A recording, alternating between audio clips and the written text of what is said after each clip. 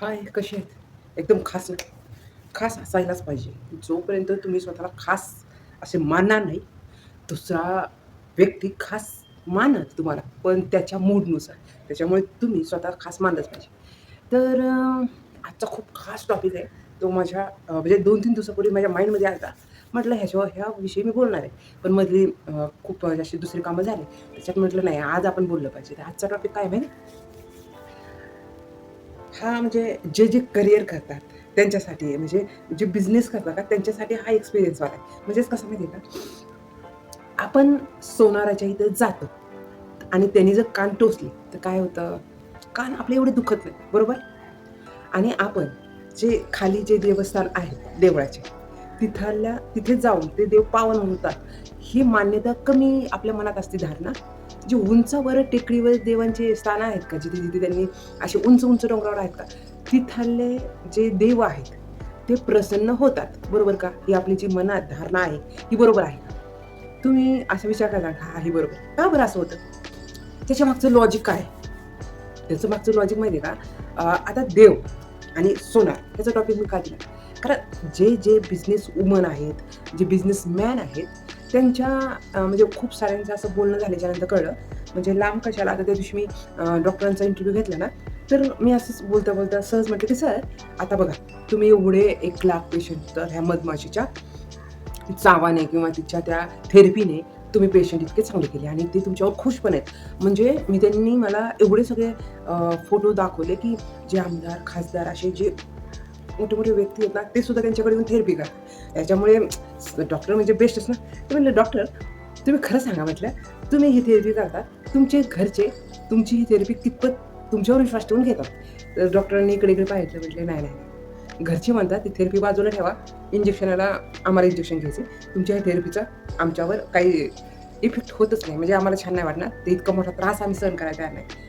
म्हणजे तुम्ही बघा, डॉक्टर तिथे नाहीये, तर डॉक्टरांना 4 वेळेस व्हिजिट केल्याच्यानंतर डॉक्टर आपल्याला भेटतात. त्याच्यानंतर आपण ते इंजेक्शन घेतो किंवा ती थेरपी घेतो आणि मग आपला विश्वास बसलेला असतो, की नाही, ह्या डॉक्टरांकडून आपण जर आपल्याला थेरपी करून घेतली, उपचार करून घेतले, तर आपण ट्रीटमेंट करून घेतली, तर आपण नक्की छान होईल. हा जो विश्वास असतो ना, तेही आपण छान होत असतो.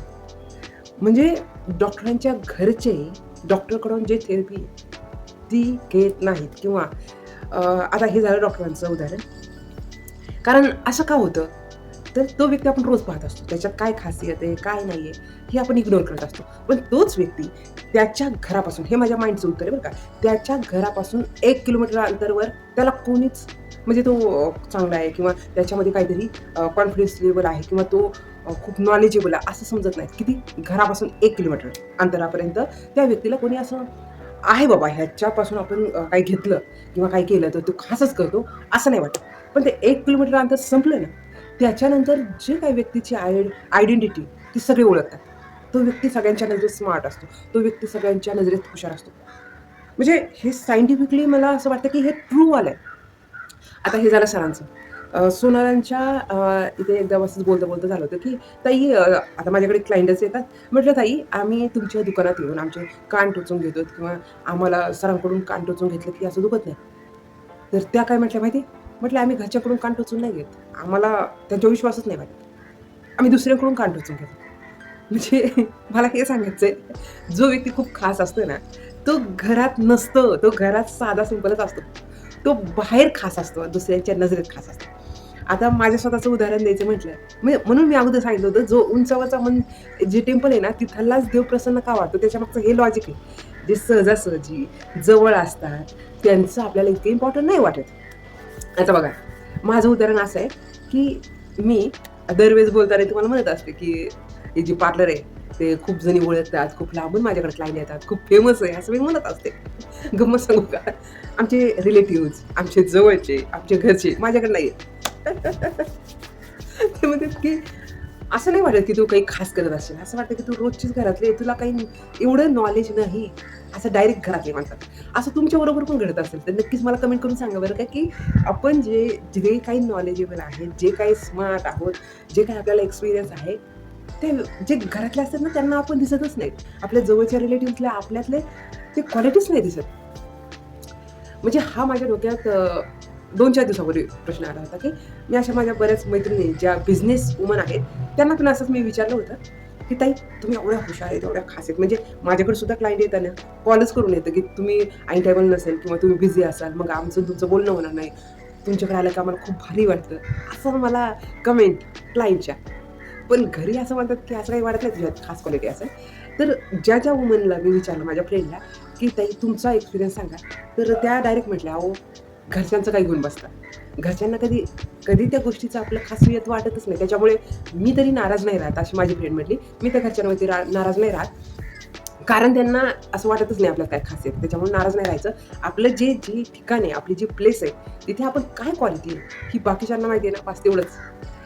आता हे सगळं अनुभव हा आहे. जरी तुम्हाला घरातले इम्पॉर्टंट देत नसाल, जरी तुम्हाला घरातले असं हुशार असं समजत नसाल, जरी घरातल्यांना तुम्ही सक्सेस झालात असं जरी दिसत नसेल, तरी नका मनावर घेऊ. बिनधास्त तुम्ही जे काम करतायत ना, एकदम खास काय.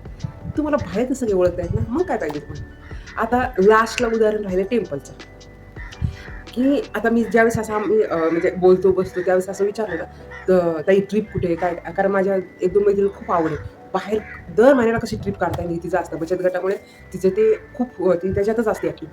ती कधीही ना असे मोठे-मोठे देवांची नावं घेत असते. असे छोटे जवळचे अजिबात घेत नाही. गिरनार पर्वताच्या तिकडे जायचे असं म्हणत असते. महादेवाची उंच-उंचावरती मंदिरं असतात. म्हणजे मी असा विचार करते, की ताई तुम्ही एवढं सगळं करून तिथपर्यंत जातात, परत माघारी येतात. ज्या मंदिराला पायऱ्या जास्त असतात, त्यातला देव लवकर प्रसन्न होतो. हे माइंडमध्ये आहे. तेच सांगते मी सगळ्या या व्हिडिओमधून सांगते, की जे लोक आपल्याला माहीत नाहीत, ते खूप आपल्याला भारी वाटतात.